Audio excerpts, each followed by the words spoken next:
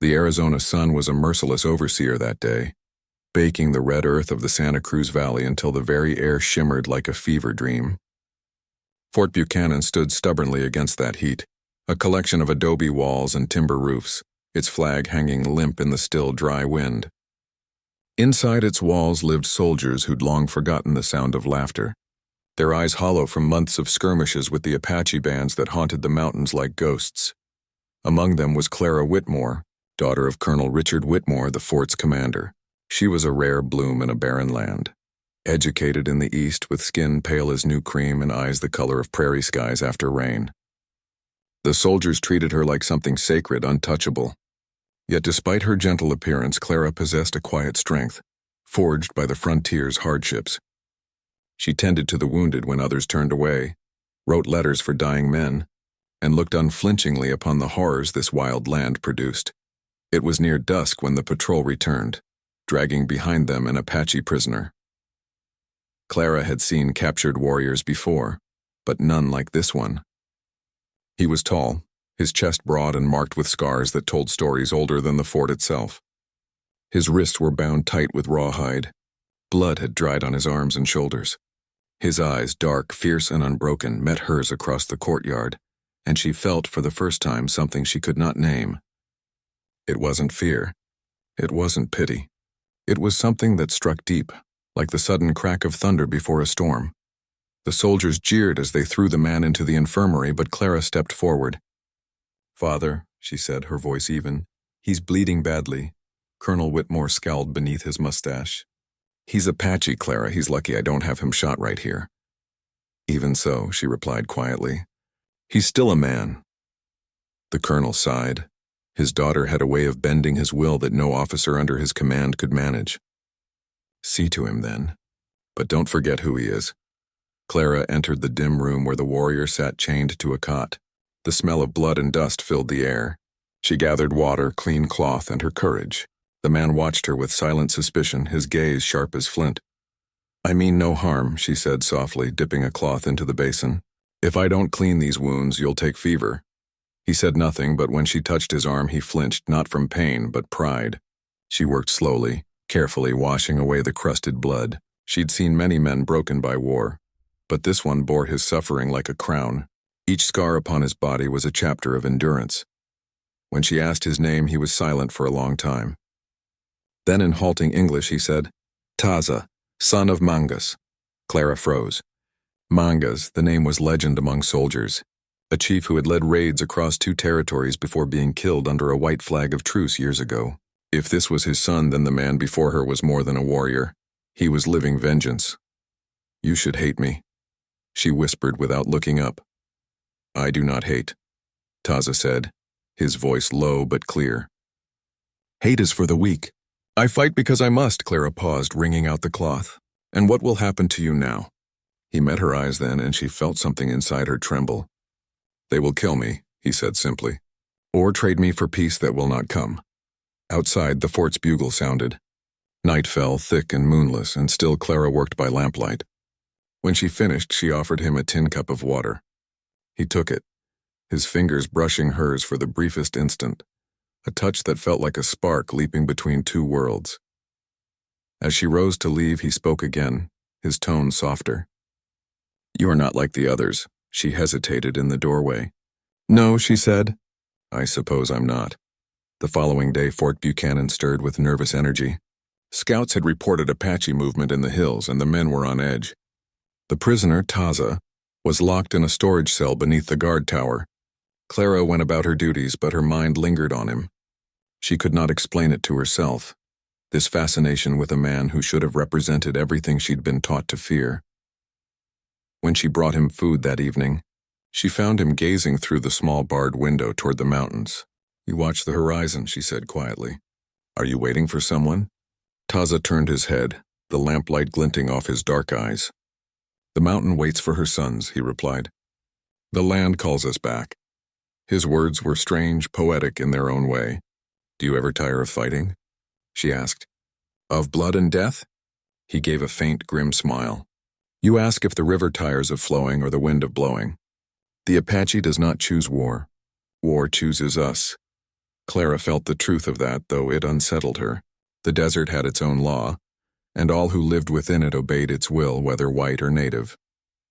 For the first time, she began to question what her father's war had accomplished, what any of them had gained from this endless cycle of raids and retribution. When she left him that night, she paused by the doorway, heart heavy with thoughts she dared not voice. Taza looked up and said softly, "Why do you care for your enemy?" She turned, her face half lit by the lamp. "Because if I stop caring," she said, "I'll become like those who kill without mercy, and I won't let this land make me cruel." For a moment the silence between them felt alive. He nodded once and something passed between them, something neither fully understood but both would remember. The next morning brought a crimson dawn, the kind that promised blood before sundown. Clara woke to the sound of gunfire echoing from the hills. The fort erupted into chaos, shouts, orders, the smell of gunpowder filling the air. The Apache had come for their captured kin. Clara ran to the window and saw them descending from the ridges like shadows, swift, fierce, unstoppable. She could hear the colonel barking commands, soldiers rushing to man the walls. Smoke rose from the stables where the horses had been set ablaze. Her heart pounded. In the midst of that panic, one thought struck her like lightning: Taza. He was still locked below the guard tower. Ignoring her father's shouts, she dashed across the courtyard, ducking behind walls as bullets hissed past.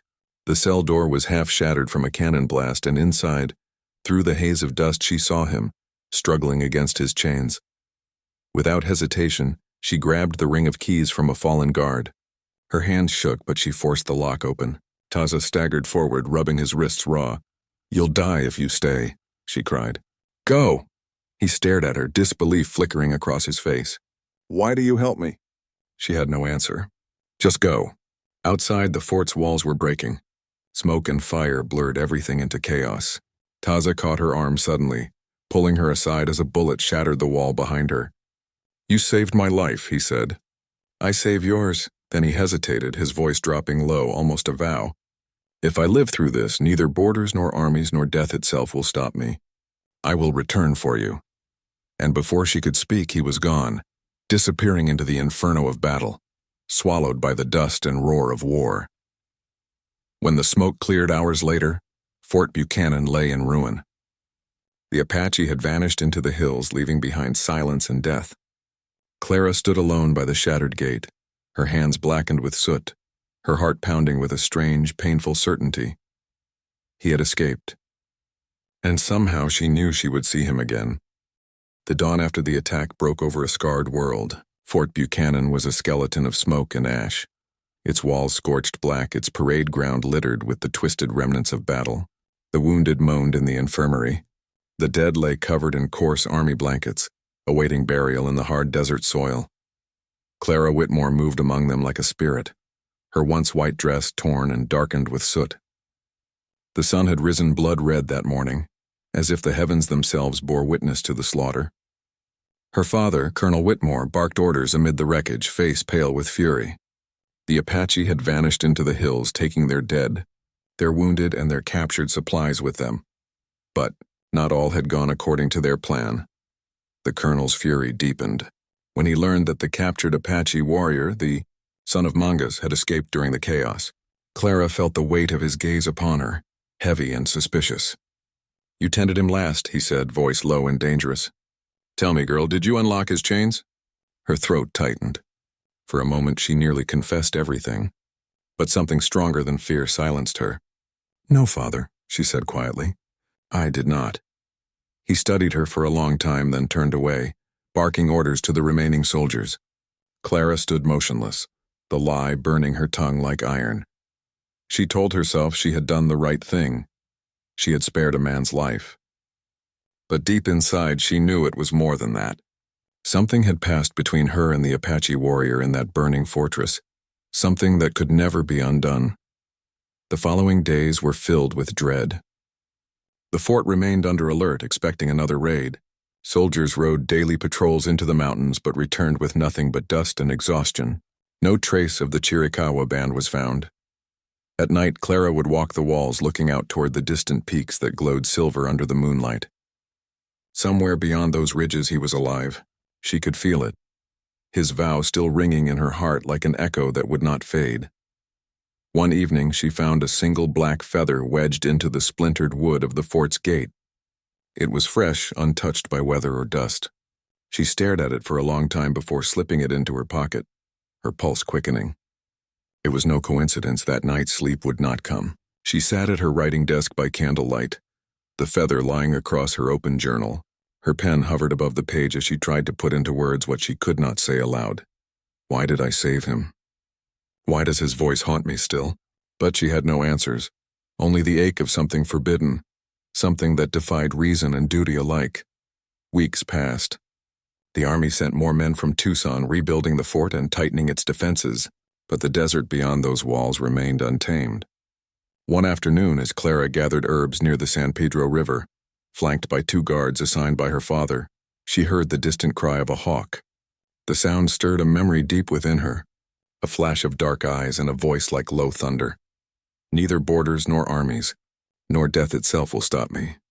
Her guards were distracted by a herd of javelina rustling through the brush.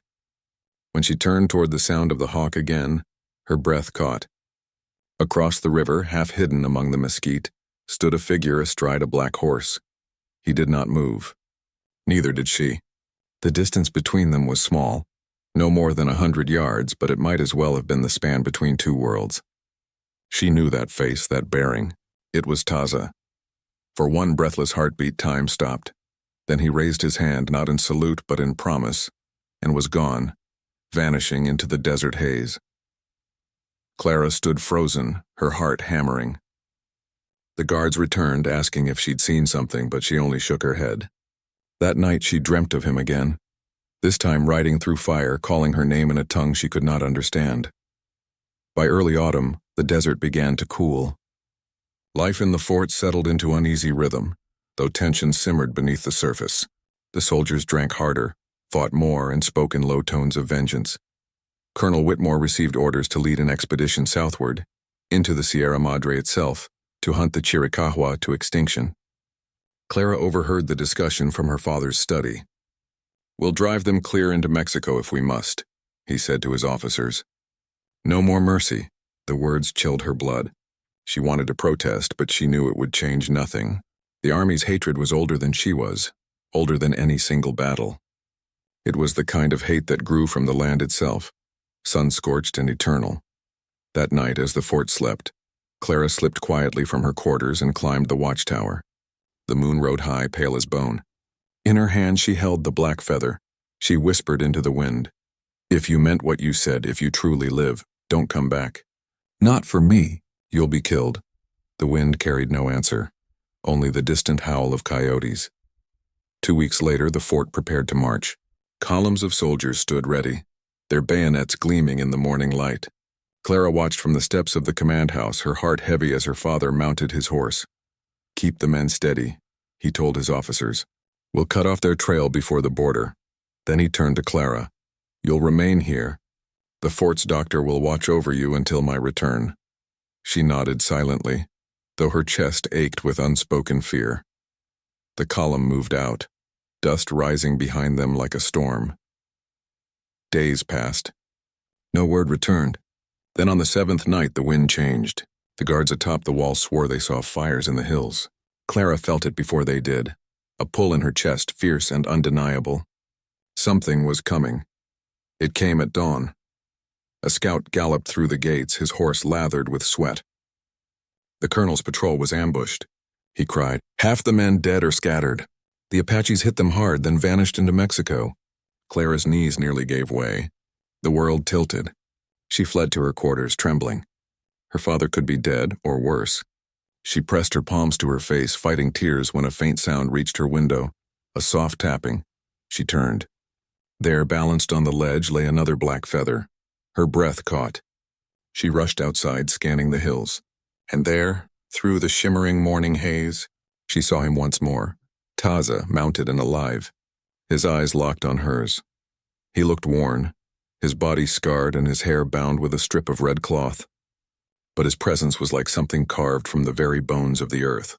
For a long moment, neither spoke. Then Taza lifted his hand to his heart. I told you, he said, his voice carried by the wind. No borders, no armies, no death. Her tears came freely then.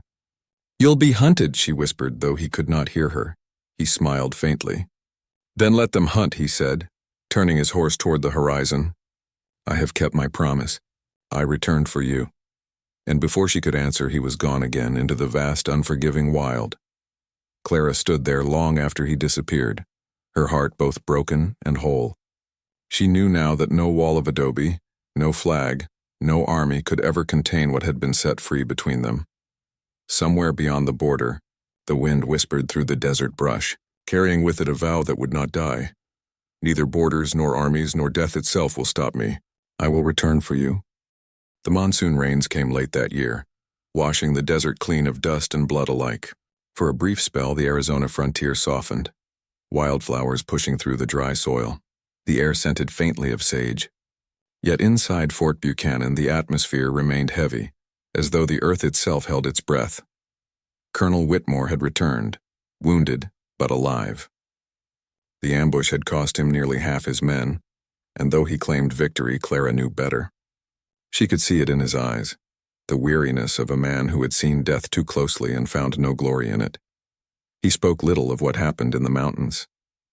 But one night, while whiskey loosened his tongue, he told her, "They came at us like ghosts, Clara, out of the mist and thunder. I saw the one who led them, young, strong, scarred across the temple. He could have killed me, but didn't." Her blood froze. She tried to keep her voice steady. "You saw his face?" "I did." Her father stared into the fire, jaw tightening. "And if I ever see it again, I'll make damn sure he doesn't walk away a second time." Clara turned away, her heart pounding so loudly she feared he'd hear it. So Taza had found them. He could have killed her father, but spared him. Whether mercy or message, she couldn't tell. All she knew was that his promise still lingered, alive and unbroken. Weeks passed, and life at the fort stumbled toward normalcy. The U.S. Army's campaign against the Chiricahua was spreading south, with both American and Mexican troops tightening their grip on the borderlands. Each new report brought word of villages burned, families displaced, and warriors hunted to the brink of extinction. Clara listened in silence, stitching wounds and writing letters for dying soldiers. Her hands never trembled, but her soul did. The faces of the Apache she saw in dreams were not those of monsters. They were human, proud, unyielding. At night she'd sit by her window, gazing toward the distant blue smudge of the Sierra Madre. The moonlight on the mountain seemed to call to her, whispering across the miles like a memory she could almost touch. Sometimes she imagined she saw movement out there, riders ghosting through the ridgelines, their torches flickering like fallen stars, and sometimes she swore she felt eyes upon her, unseen but unmistakable. The heart, she realized, was a traitor to logic. Hers beat not for the safety of her kind, but for the wild danger of a man who belonged to another world entirely. In the autumn of that year, her father received orders to travel to Tucson for a council with the territorial governor. Before leaving, he made arrangements that shattered what peace Clara had left. "You're to be wed, my dear," he announced one morning, pouring himself a cup of coffee as if speaking of the weather. "Lieutenant Samuel Barrett has made his intentions known, and I've given him my blessing." The world seemed to tilt beneath her. "Wed, father, There's no safer man this side of the Mississippi," he interrupted, his tone final. "Barrett will be promoted soon. You'll have a fine home, a life far from this God-forsaken outpost." Clara forced herself to nod, though her throat closed around the words she wanted to scream. To disobey him outright would mean ruin, for him, for her reputation, for any hope of a life beyond these walls. And yet, the thought of belonging to another man, when her heart already belonged elsewhere, filled her with dread. That night, she stood before her mirror, staring at the reflection of a woman torn in two.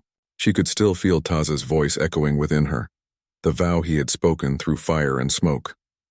"Neither borders, nor armies, nor death itself will stop me." "Then come," she whispered to the reflection. "If you mean it, come before it's too late." 2 nights later, the wind changed again. The fort lay quiet under a crescent moon, the sentries pacing lazily along the walls. Clara couldn't sleep. Her heart thudded like a drum beneath her ribs. Then, faint but unmistakable, came the sound of a flute. She froze, her breath catching. The melody drifted through the night, low, haunting, carried by the desert wind. It was not the music of soldiers or settlers. It was older, woven from the bones of the land itself. She moved to the window, pushing it open. There, beyond the wall and half-veiled by the silver light, stood a rider cloaked in shadow. A black horse stamped the dust beneath him. It was him. Her hands trembled as she slipped on her shawl and descended the stairs, silent as a ghost. The guards were drowsy. She slipped past them with ease, moving through the courtyard until she reached the edge of the fort's rear gate. He waited there, as if he'd stepped straight from her dreams. Taza dismounted, his expression both fierce and tender. Time had changed him. His hair was longer, his frame leaner, his left shoulder scarred by what looked like a bullet wound. But his eyes were the same. Sharp, unbroken, eternal. "You shouldn't be here," she whispered, her voice trembling. "I promised I would return," he said simply. "I keep my word." For a long moment neither spoke. The silence between them was thick with everything that could never be said. Then Clara stepped forward, reaching out as if afraid he might vanish if she blinked. "They'll kill you if they find you here." "Then I will die where my heart leads me," Taza replied. "But not before I see you once more." She shook her head, tears shining in her eyes. "This can't be. You and I, our worlds are enemies." "The earth does not know enemies," he said softly. "Only men do." Something in her broke then. She closed the space between them, her fingers brushing his cheek. His skin was warm beneath her touch, real and alive. "Why did you spare my father?" she asked. He met her gaze, unreadable. "Because you asked me to, though you never spoke the words." Her breath caught. "You could have escaped and forgotten me." His voice was low, fierce. "I crossed rivers, deserts, and borders to find you again. You think I could forget?" The wind carried their words away into the night. And then, without thought or hesitation, Clara reached up and kissed him. It was a moment stolen from time itself. Fragile, impossible, eternal. When they parted, she rested her forehead against his chest, hearing the steady beat of his heart beneath the scars. "Where will you go?" she whispered. "South," he said. "To the mountains. My people are hunted there, but the land still remembers us. Come with me." The words struck her like a blade and balm all at once. She wanted to say yes, to leave behind the walls, the war, the lies. But the faces of her father, her home, her duties rose before her. "I can't," she breathed. "Not yet." He nodded slowly, the pain in his eyes deep but without anger. "Then I will wait," he said, "as the stone waits for rain." She pressed something into his hand, the black feather he had left her. "Then take this," she said softly, "so you'll remember I didn't forget." He closed his fingers around it. "I do not need a token to remember you, Clara of the white eyes." Then, as suddenly as he had come, he was gone, melting back into the night, the sound of his horse's hooves fading into silence. Clara stood beneath the stars long after he vanished. Her heart a battlefield no army could conquer. She was bound by two worlds, one of duty, one of love, and knew that someday soon she would have to choose. The summer of 1871 came in blazing and cruel, turning the desert into a furnace. The mesquite cracked beneath the sun, the rivers dried to veins of dust, and Fort Buchanan lay heavy with heat and silence. For Clara Whitmore, each day dragged like a sentence. She had not seen Taza since that night, the night when he rode out beneath the moon and vanished into the wild. But his absence filled her world more than any presence ever could. Every gust of wind, every faraway drum of thunder made her heart leap with foolish hope. She kept his vow close as prayer. Neither borders nor armies nor death itself will stop me. Her father, hardened by loss and vengeance, grew restless. "The war with the Apache is nearly over," Colonel Whitmore declared one morning.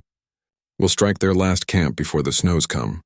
He had allied with the Mexican army, joining forces to crush the remaining Chiricahua bands hiding deep within the Sierra Madre.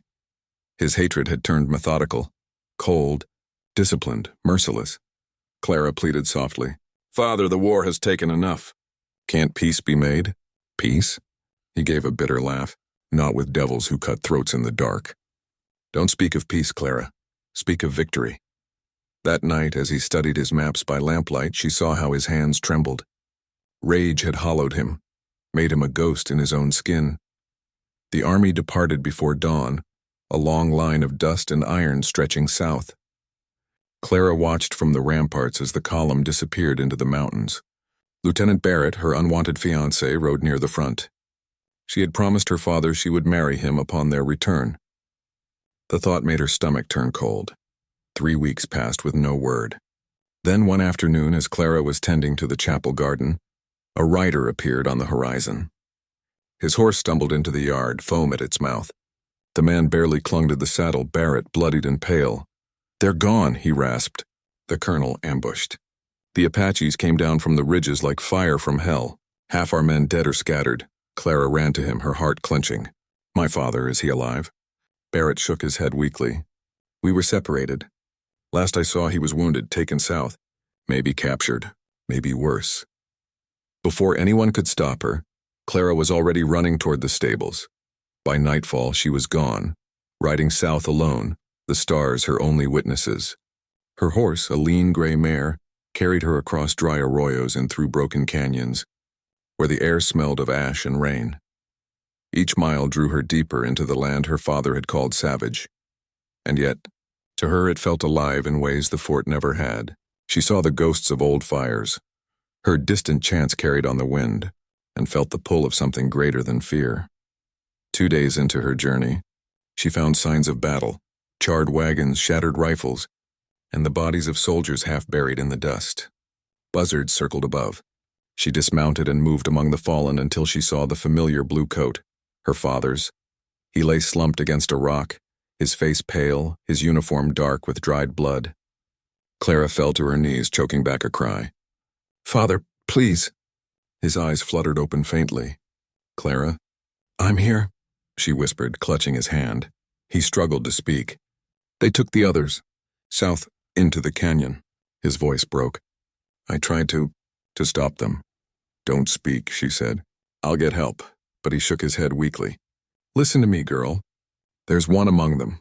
Tall, scar over the eye. He led the charge. He spared me once, but not again. You must—" His breath hitched. "You must run." His hand went limp. Clara sat beside him until the sun dipped below the ridges. When she finally rose, her tears had dried to salt. She buried him there in the canyon, marking the grave with a single stone. Then she turned her horse southward. She knew who the scarred warrior was, and she knew where she would find him. By the third day, the land grew cruel again, rocky ridges and burning plains that tore at her horse's hooves. At sunset, she came upon an abandoned mission, its walls cracked and its bell long fallen. She led her mare to water, but before she could drink, a voice came from the shadows. "You should not have come here," she spun, her heart catching, and there he stood, Taza. He looked like a spirit pulled from the firelight, bare-chested, his hair braided with eagle feathers, his bow slung across his shoulder. His face bore new scars, and his eyes, those dark, unbroken eyes, burned with both recognition and pain. "Taza," she breathed. "My father, he's dead." His jaw tightened. "I did not kill him." "I know." Her voice wavered. "But you led the men who did." Silence fell between them, thick as smoke. Finally, he said, "The soldiers came again to drive us from our homes. We fought to live. War gives no mercy, to them or to us." Clara looked away, tears stinging her eyes. "And now there's nothing left. Only graves." He stepped closer, his voice softening. "There are still the living." When she met his gaze, she saw the same man she had tended in chains, the same warrior who had sworn to return. But now there was something else there. Sorrow, deep as the canyons between them. "You shouldn't have come," he said again. "They will kill you if they find you with me." "I don't care," she whispered. "I couldn't stay there any longer. There's nothing left for me but this." He studied her, then nodded once. "Then you ride with me now." That night, under the shadow of the mountains, she followed him into the wilderness. His people, what few remained, were encamped in a narrow canyon. Women and children huddled beneath makeshift shelters, their eyes wary but not cruel. Clara tended the wounded as she had in the fort, though now her hands worked among the very people her father had sworn to destroy. No one spoke much. Words were for those who could afford peace. When dawn came, Taza stood at the canyon's edge, watching the smoke of army fires on the horizon. "They will come again," he said. "They always do. What will you do?" she asked. He turned to her, his voice steady as stone. "What I must. Protect what is mine." The way he said it made her chest tighten. "And me?" she asked quietly. He stepped closer, touching her face with a tenderness that made her tremble. "You are part of that now." Their kiss was fierce, desperate, born of fire and grief, bound by something neither could name. The world around them might have been ending, but for that heartbeat of time, it felt eternal. Then came the sound of thunder, not from the sky, but from the hills. Gunfire. The U.S. cavalry had found them. Taza's warriors rushed to defend the camp. Bullets tore through the morning air. Clara ducked behind a rock, her heart pounding. She saw men fall, women scream, children running toward the cliffs. Taza turned to her once, his face calm, resolute. "Run south," he shouted. "Find the river." "I'll come for you."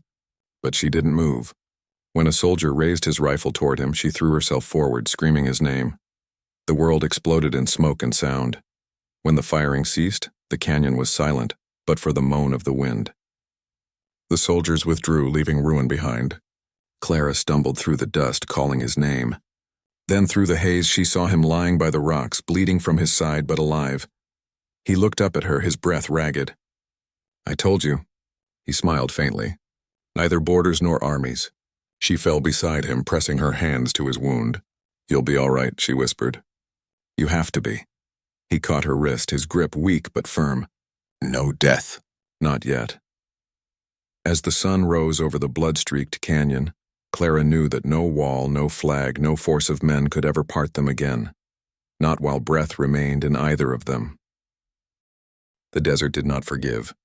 By nightfall, the canyon where they had made their stand was a graveyard. The wind carried the smoke of gunpowder and the low cries of the wounded. Buzzards wheeled overhead in black silence. Clara knelt beside Taza, her hands trembling as she bound his wound with strips torn from her dress. Blood soaked the earth beneath them, dark and slow, like a tide retreating. His breath came shallow, his face pale beneath the red streaks of war paint. "You need to rest," she whispered. He shook his head faintly. "No rest, not here. They will return. We can hide." He gripped her wrist, his voice low but commanding. "The soldiers will burn this canyon by morning. We go south across the border, to the Sierra Madre." Clara looked toward the horizon. A faint glow marked the direction of Fort Buchanan. Her world, once proud and safe, now turned against her.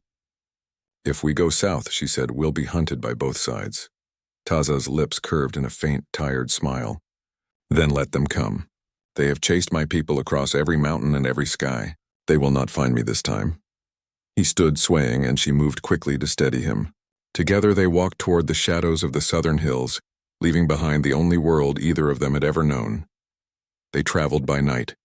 The stars above them burned sharp and cold, the land below a vast emptiness of rock and bone. Taza rode his wounded pony, Clara walking beside him, guiding their path through ravines and dry riverbeds. By dawn, they reached a narrow pass leading into the Sierra Madre. The cliffs rose around them like walls of fire, the air heavy with the scent of sage and smoke. Here the Apache had long vanished into the earth, becoming spirits of the wind and the stones. Clara looked at Taza as he dismounted, nearly collapsing. "You can't go on like this."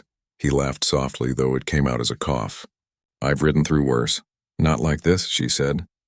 "You're losing blood." He turned his head toward her, his eyes dark with stubborn pride. "A warrior does not fall while the woman he loves still watches." She wanted to protest, but his words stopped her cold. There, in that harsh light, she saw the strength that had made him what he was.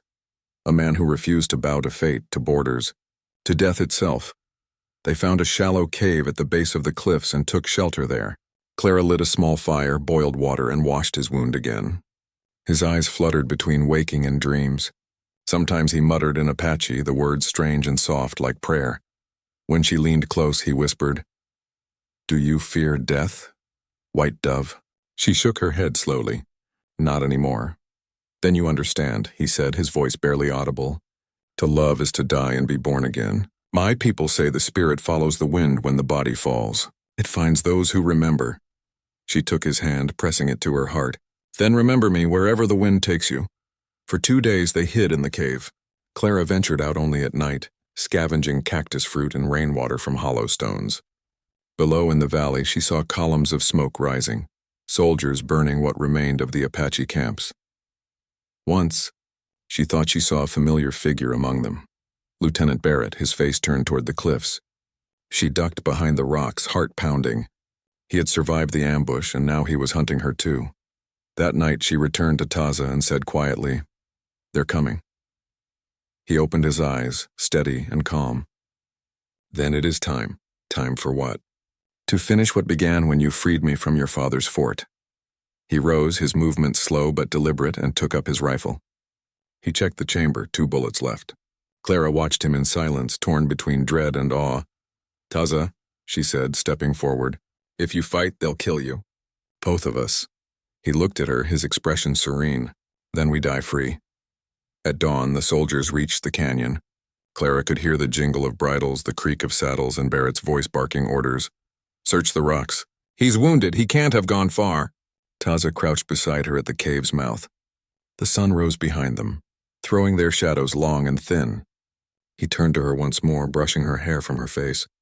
"If I fall, take my horse and ride south until you reach the river. Tell them you are Taza's woman. They will protect you." Her throat tightened. "Don't say that. We'll both make it." He smiled faintly. "You still believe in miracles." She met his gaze with fierce defiance. "I believe in you." For a heartbeat, the world held still. Then the first shot rang out, striking the rocks near their heads. Taza returned fire, hitting a soldier's hat clean off. The canyon erupted with gunfire. Echoes cracked through the stone walls like thunder. Clara crouched behind him, reloading the rifle when he emptied it, her hands shaking. The soldiers advanced from both sides. Barrett's voice echoed, "Taza, you're surrounded! Surrender the girl and I'll let you live." Taza laughed bitterly. "The wind does not surrender," he shouted in Apache. Then he turned to Clara. "Now, White Dove, run! I'm not leaving you," she cried. Another volley of shots burst across the rocks. A bullet struck Taza's shoulder, spinning him backward. Clara caught him before he fell. "Taza!" He gasped, eyes bright even through the pain. "It's nothing. You're bleeding again." He silenced her with a kiss, fierce and final. "Go," he whispered. "Live," but Clara stayed. She picked up the rifle and stood beside him, firing into the smoke. Barrett's men hesitated, shocked by the sight of the colonel's daughter standing with the Apache they had sworn to kill. "Clara!" Barrett shouted, lowering his pistol. "What are you doing?" "He's a murderer." She fired again, missing him by inches. "He's a man," she cried. "And he loved me more than you ever could." Barrett hesitated only a moment before raising his gun. A shot rang out.